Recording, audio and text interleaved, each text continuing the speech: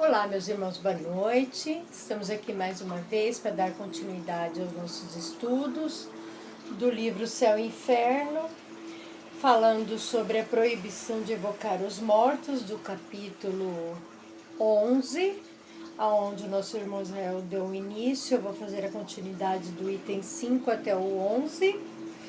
E já em pensamentos e vibrações, se religar com os nossos benfeitores amigos, em nome da nossa casa espírita, o Centro Espírita Eurípides Barçanufo, junto aos nossos benfeitores, que nos amparem e nos orientam, para que a gente possa, através do amor de Deus, do amor de Jesus, e junto a esses benfeitores que nos inspiram, nos amparam, para que a gente possa descortinar a nossa leitura com maior clareza e aprendizado mais simples, para que possamos compreender e ajudar-vos uns aos outros, para que a nossa doutrina de amor, luz e caridade se espalhe pelo nosso planeta Terra.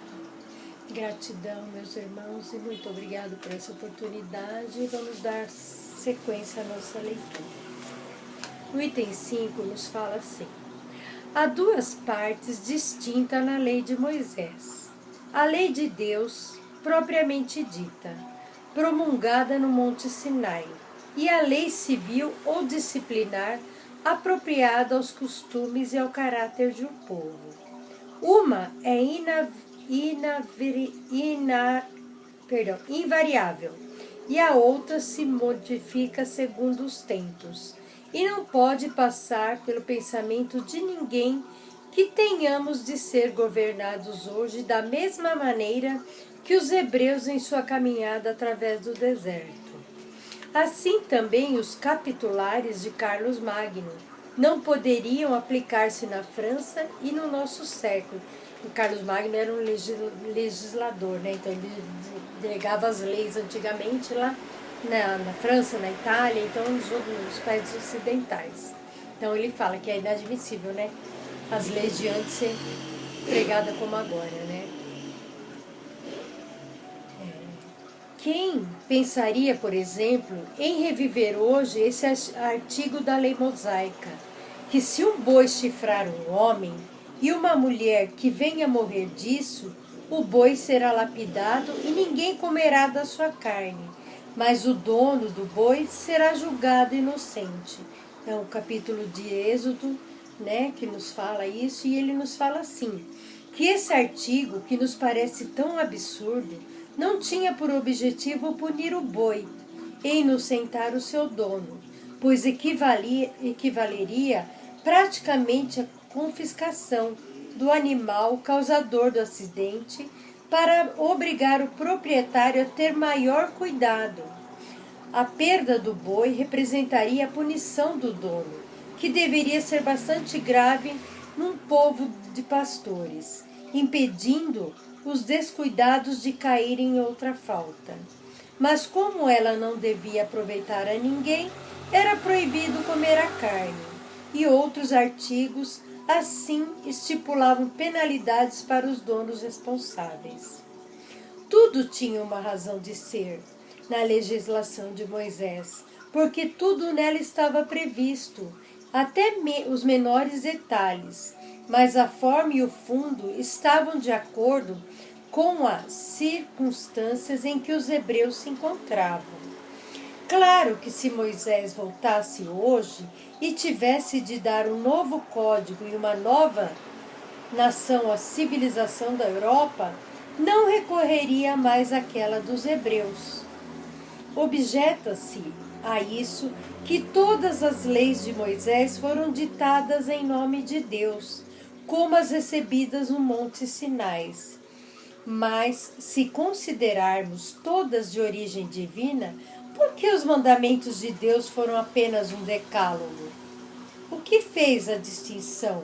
Se todas emanassem de Deus, todas seriam igualmente obrigatórias. Por que, pois, não observar todas? Por que, por exemplo, não foi conservada a circunscrição que o próprio Jesus sofreu e não aboliu? Esqueceram-se que todos os legisladores antigos para darem maior autoridade em suas leis, diziam ter recebido da divindade. Moisés, mais do que qualquer outro, necessitava desse apoio em virtude do seu caráter do seu povo. Apesar disso, não lhe foi difícil fazer obedecer. Quanto pior não seria se tivesse promulgado essas leis em seu próprio nome. Jesus não veio modificar a lei mosaica, mas a sua lei não é hoje o código dos cristãos? Não disse ele: sabeis o que foi dito aos antigos, de tal a tal coisa, mas eu vos digo, está em outra coisa? Mas assim dizendo, tocou ele a lei do Sinai. De alguma maneira, pois, a sancionou, e toda a sua doutrina moral não é mais do que o desenvolvimento daquela. Ora, em nenhum momento ele se refere à proibição de evocar os mortos. Entretanto, era uma questão bastante grave para aquele que tivesse omitido suas instruções, quando as tratou de outros assuntos de natureza secundária. Então ele fala assim, né, que se todas as leis, a lei de Deus foi pregada no Monte Sinai e Moisés seguia todas elas, e Jesus lá com os 10 mandamentos, ele deixou que seguisse desse jeito, e mesmo assim eles queriam ter mudado algumas coisas, e para nós não é um código cristão, o decálogo dos 10 mandamentos, a gente não tenta seguir isso como base de melhor para a nossa conduta de vida, né, dos ensinamentos, e em nenhum momento ele fala de evocação de mortos, né, no decálogo, né? Então era muita coisa no tempo antigo que eles tratavam de forma muito assim. O que era interessante para eles era a divindade que falou. E o que não era obra do demônio, como nós vimos lá atrás no nosso texto, né? Então a gente tem que estar muito claro junto à nossa doutrina, que elas nos descortinam com tanta clareza algumas situações, que não dá mais para a gente ficar pensando no quem está certo e quem está errado, mas sim quem está caminhando pelo processo evolutivo, né? E no item 7, que eu acabei também falando, foi do 5, 6, esse é o 7º. Em resumo, trata-se de saber se a Igreja coloca a lei mosaica acima da lei evangélica, ou melhor dito, se ela é mais judia do que cristã. É mesmo de se notar que todas as religiões, a que menos se opôs ao Espiritismo foi a judia, porque não invocou contra as relações com os mortos a lei de Moisés, sobre a qual, entretanto, se apoiam as seitas cristãs. Outro, a oitava, na outra contradição. Se Moisés proibiu de evocar os espíritos dos mortos, é que esses espíritos podem se manifestar, pois de outra maneira, e a sua proibição seria inútil. Se eles podiam manifestar-se em seu tempo, é claro que podem ainda hoje. E se trata dos espíritos dos mortos, não exclusivamente os demônios que se manifestam. De resto, Moisés não faz nenhuma referência a esses últimos. É, pois, evidente que não se poderia apoiar logicamente na lei de Moisés, nesta circunstância, que pelo duplo motivo de que ela não rege o cristianismo e não é apropriada aos costumes da nossa época. Mas, mesmo supondo-se que tenha toda a autoridade que alguns lhe dão, ela não pode, como acabamos de ver, aplicar-se ao espiritismo, né?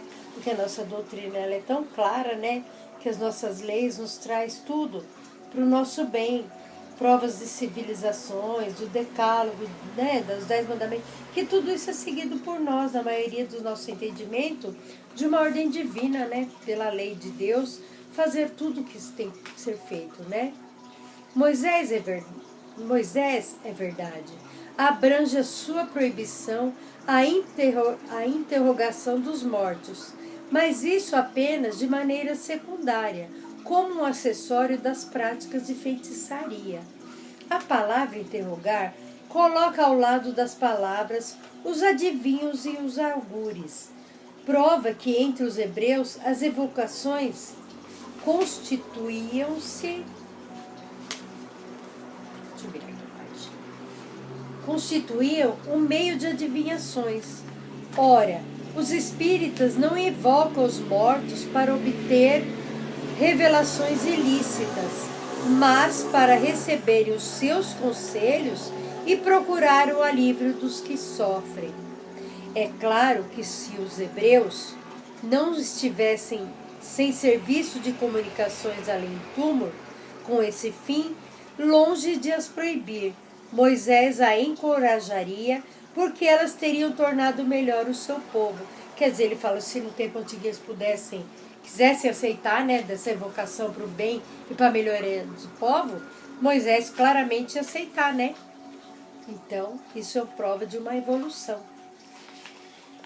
Se alguns críticos irônicos ou mal intencionados têm apresentado as reuniões espíritas como assembleias de feiticeiros e necromantes e os médios como ledores de sortes, se por outro lado alguns charlatães misturam o nome do espiritismo a práticas ridículas que ele desaprova, entretanto muita gente sabe como considerar o caráter essencial e moral e sério das reuniões espíritas.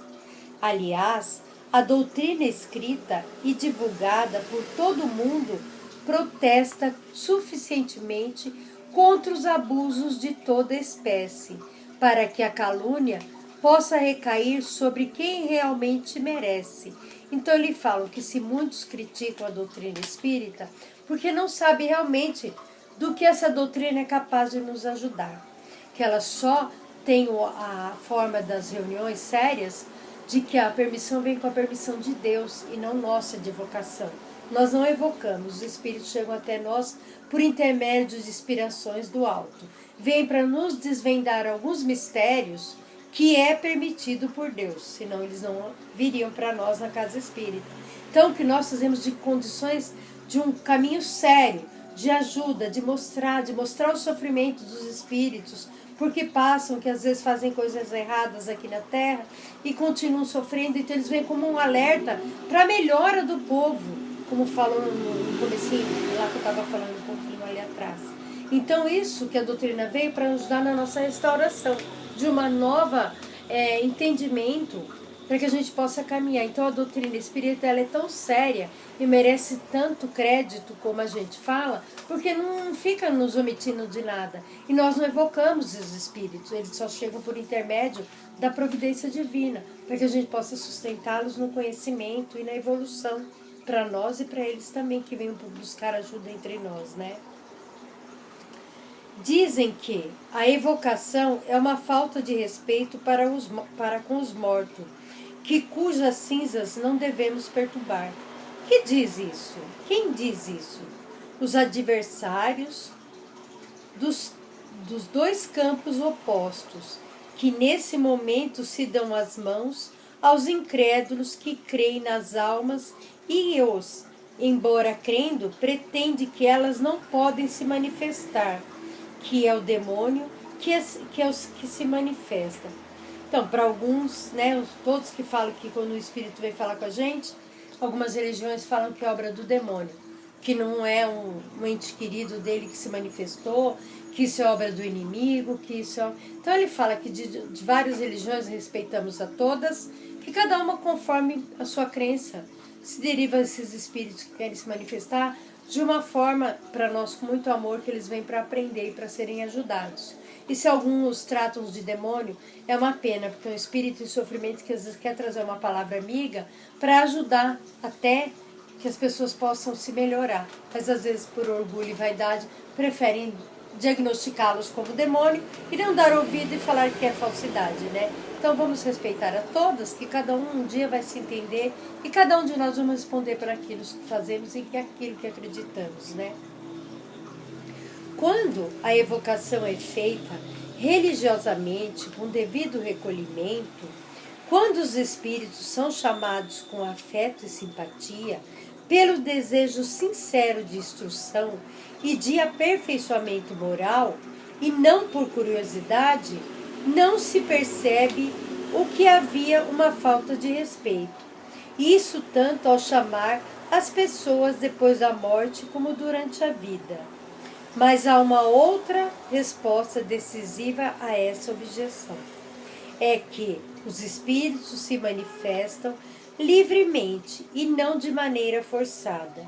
Eles costumam vir espontaneamente entre nós, sem serem chamados, e revelam a satisfação de se poderem comunicar-se com os homens, lamentando frequentemente o esquecimento em que às vezes os deixaram. Se eles fossem perturbados na sua paz, ou não gostassem de ser chamados, declarariam isso ou não, nos atenderiam, desde que são livres quando nos atende, e é porque isso lhes convém.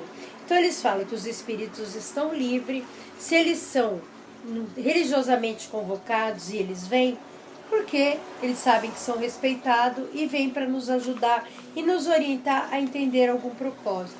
E nada forçoso, nada com falta de respeito e moral, como na religiosidade nossa, como se encontramos na nossa casa de desobsessão, que reunimos em prece e oração para a ajuda dos espíritos em sofrimento.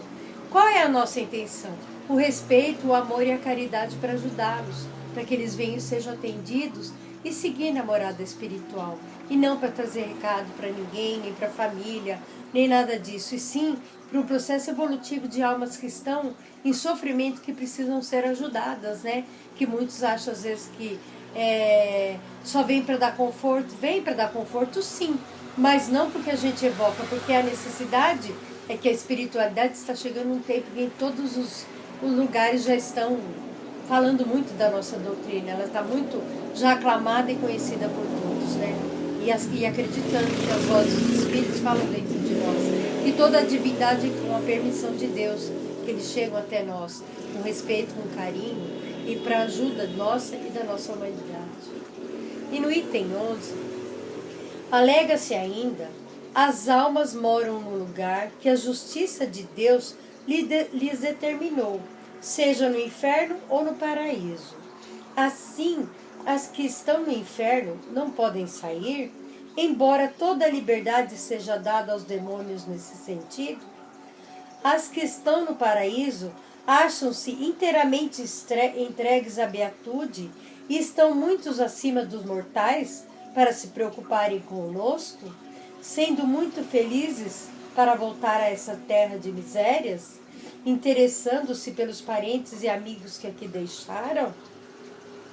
Essas almas seriam como os ricos que desviam dos pobres, com receio de que lhes perturbam a digestão. Se assim fosse, elas seriam bem pouco dignas de felicidade suprema, que seria, por sua vez, o prêmio do egoísmo. Então ele fala do paraíso, né, das almas que vão para o inferno ou para o paraíso, que eles falam que os espíritos na sua beatude de ser bom, ser perfeito, eles não se preocupar conosco, para a nossa melhora da humanidade, para a nossa melhora do planeta Terra? Claro que sim.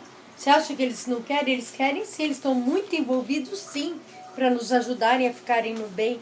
Eles não querem que a humanidade se afunde no ranger de dentes, no purgatório, né? Então eles falam que seria sem sentido os espíritos evoluídos estar lá sem fazer nada. Porque a gente vê espíritos angélicos como os espíritos evoluídos. E eles estão sim preocupados com a nossa humanidade, de vir ajudar e fazer o bem, e não ficar no mundo de beatitude sem fazer nada, sem se preocupar com nada. Isso é inadmissível no processo de evolução do nosso Criador, porque Ele quer almas benditas para ajudar, e não para ficar no comodismo, né? E ainda termina assim, o que restam aquelas que estão no purgatório? Mas essas são almas sofredoras que têm de pensar antes de tudo na sua própria salvação. E dessa maneira, nenhuma delas podendo nos atender, é somente o diabo que se apresenta. Mas se elas não podem vir, não há nenhum motivo para tentarmos perturbar o seu repouso? Então ele fala, quer dizer, que as almas que estão no purgatório, ninguém poderá socorrê-las, ninguém poderá ajudar.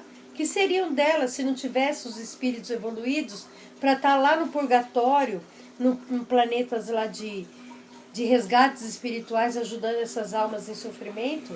Vai deixá-las ficarem sofrendo eternamente? Não, na morada de Deus há muitas moradas, muitos processos evolutivos, tanto aqui como no purgatório, zonas de sofrimento, vales de sofrimento, sempre tem os espíritos evoluídos para estender a mão e ajudar. Nada fica no comodismo na espiritualidade. Na Terra fica porque a gente tem o livre-arbítrio, a gente abusa, né? Gosta de ficar no nosso conforto e ficar sem que nada nos perturbe. Mas na espiritualidade não. O bem sempre está trabalhando em prol da ajuda dos nossos espíritos em sofrimentos, né? Então que Deus, que Jesus, que os nossos benfeitores nos amparem hoje e sempre, para que junto no conhecimento e na evolução possamos agradecer a Deus a oportunidade, aos benfeitores amigos, a todo o nosso plano espiritual, que possamos sempre conseguir passar a mensagem de que não evocamos, mas sim estamos unidos em pensamentos, amor e caridade para ajudar o planeta a evoluir, para que todos encontrem a paz, o amor e o amor de Deus, o amor de Jesus, que nos libertará toda a nossa humanidade. Que assim seja, graças a Deus. E encerro com a prece do Pai Nosso. Pai nosso que estais nos céus, santificado seja o vosso nome. Venha a nós o vosso reino, e seja feita a tua vontade, assim na terra como no céu. O pão nosso de cada dia nos dai hoje, Senhor. Perdoai as nossas dívidas, assim como nós perdoamos aos nossos devedores. E não nos deixeis cair em tentação, mas livrai-nos de todos os males, porque teu é o reino, é o poder e é a glória para sempre. Que assim seja. Graças a Deus, meus irmãos, graças a Jesus e a todo o plano espiritual. E até uma próxima oportunidade, se assim Deus nos permitir. Que assim seja. Graças a Deus.